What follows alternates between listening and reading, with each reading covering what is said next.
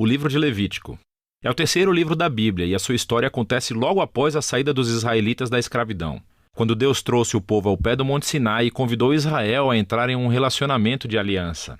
Mas eles se rebelaram rapidamente e quebraram essa aliança. E Deus quis que a sua presença gloriosa viesse e vivesse no meio de Israel na forma desse tabernáculo.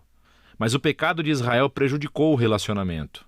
Assim, no final do livro anterior, Êxodo, Moisés, como representante de Israel, não pôde nem mesmo entrar na presença de Deus na tenda.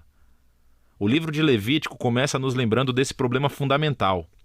Ele diz: o Senhor chamou a Moisés de dentro da tenda. E surge a questão: como é que Israel pode, em seu pecado e egoísmo, se reconciliar com esse Deus? É disso que trata esse livro, como Deus graciosamente provê um caminho para pessoas pecadoras e corruptas viverem na sua santa presença. Agora, vamos fazer uma pausa por um segundo e explorar essa ideia super importante de que Deus é santo. É fundamental para entender esse livro. A palavra santo significa simplesmente ser separado ou único. E na Bíblia, Deus é separado de todas as outras coisas por causa do seu papel único, como o Criador de todos, como o autor da própria vida. E assim, se Deus é santo, então o espaço ao redor de Deus também é sagrado. Está cheio da sua bondade, e sua vida, e pureza, e justiça. Então, se Israel, que é injusto e pecador, quer viver na santa presença de Deus, eles também precisam se tornar santos. Seu pecado tem que ser resolvido. Daí o livro de Levítico. O livro tem um conceito simétrico realmente incrível. Ele explora as três maneiras principais em que Deus ajuda Israel a viver em sua presença. As seções externas são descrições dos rituais que Israel deveria praticar na presença santa de Deus. As próximas seções internas enfocam o papel dos sacerdotes de Israel como mediadores entre Deus e Israel. E dentro disso estão duas seções correspondentes que enfocam a pureza de Israel. E então, bem aqui no centro do livro, há um ritual fundamental, o dia da expiação, que une o livro inteiro. O livro conclui com uma pequena seção em que Moisés convida Israel a ser fiel a essa aliança. Vamos explorar melhor o livro. A primeira seção explora os 5 tipos principais de sacrifícios rituais que Israel deveria realizar. 2 delas eram maneiras pelas quais um israelita podia agradecer a Deus oferecendo a ele esses símbolos do que Deus lhes deu primeiro.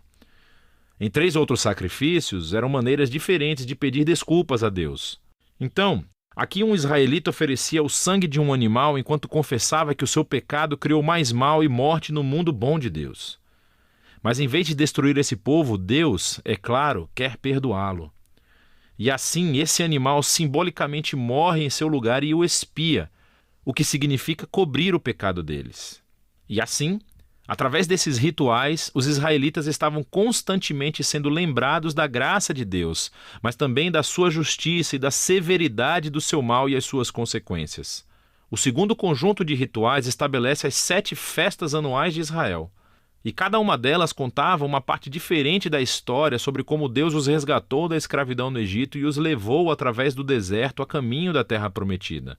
E celebrando essas festas regularmente, Israel se lembraria de quem eram e quem Deus era para eles. Agora, as sessões sobre os sacerdotes de Israel. Você tem Arão e os seus filhos, ordenados pela primeira vez a entrar na presença de Deus em nome de Israel. E então, nessa seção correspondente, encontramos as qualificações para ser um sacerdote. Os sacerdotes foram chamados ao nível mais alto de integridade moral e santidade ritual, porque eles representavam o povo diante de Deus, mas também representavam Deus para o povo.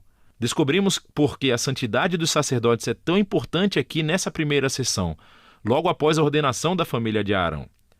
2 de seus filhos caminham direto para a presença de Deus e violam flagrantemente as regras.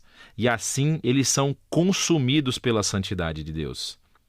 É uma lembrança assustadora do paradoxo que existe ao vivermos na presença santa de Deus. Porque é bondade pura, mas se torna perigoso para aqueles que se rebelam e insultam a santidade de Deus. Por isso é importante que os sacerdotes de Israel se tornem santos. E também que todo o povo de Israel se torne santo, que é do que se tratam as próximas sessões internas. Os capítulos 11 a 15 são sobre a pureza ritual exigida de todos os israelitas. E os capítulos de 18 a 20 são sobre a pureza moral do povo. E aqui está o que significa essa linguagem de pureza e impureza. Como Deus é santo, os israelitas precisam estar em um estado de santidade quando entrarem na sua presença. Isso era chamado de estar limpo ou puro. A presença de Deus estava fora dos limites para qualquer um que não estivesse em um estado sagrado, e isso foi chamado de imundo ou impuro. Um israelita poderia se tornar impuro de poucas maneiras, entrando em contato com fluidos corporais reprodutivos, caso tivesse uma doença de pele, se tocasse em mofo ou fungo, ou se tocasse num corpo morto. Agora, para os israelitas, todos esses exemplos estavam associados à mortalidade, como a perda da vida, o que nos leva ao símbolo central de todas essas ideias. Você se torna impuro quando se contamina ao tocar a morte, por assim dizer. E a morte é o oposto da santidade de Deus, porque a essência de Deus é a vida. Isso é realmente fundamental. Ser impuro não era simplesmente pecaminoso ou errado. Tocar esses tipos de coisas fazia parte normal da vida cotidiana, e a impureza era um estado temporário. Durava apenas uma semana ou duas e depois acabava. O que estava errado ou era pecaminoso era entrar na presença de Deus carregando esses símbolos de morte e impureza no meu corpo. Não faça isso. Agora, o último modo de se tornar impuro era comendo certos animais. E as leis alimentares kosher são encontradas aqui nessa seção.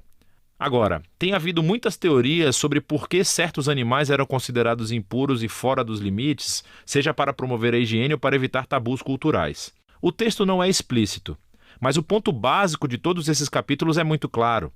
Ao todo, eles funcionam como um conjunto elaborado de símbolos culturais que lembram a Israel que a santidade de Deus deveria afetar todas as áreas de suas vidas. A seção correspondente aqui é sobre a pureza moral de Israel. Os israelitas foram chamados a viver de maneira diferente dos cananeus.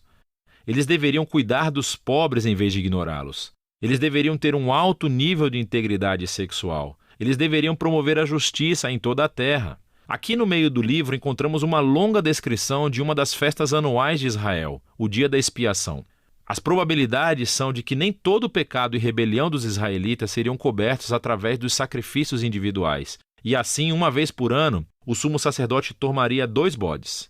Um deles se tornaria uma oferta de purificação e expiaria os pecados do povo, e o outro foi chamado de bode expiatório. O sacerdote confessaria os pecados de Israel e simbolicamente os colocaria nesse bode, e então seria lançado no deserto.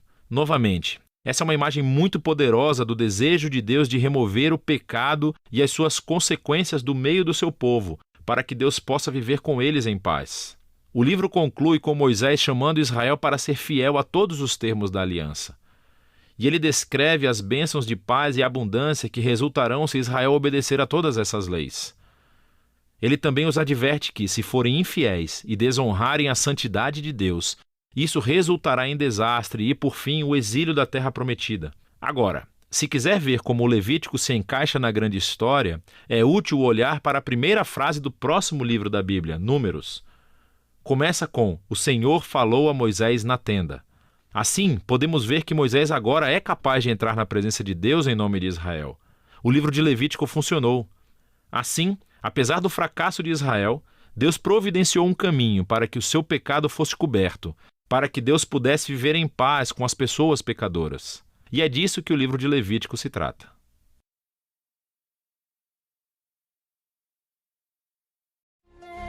Where are you?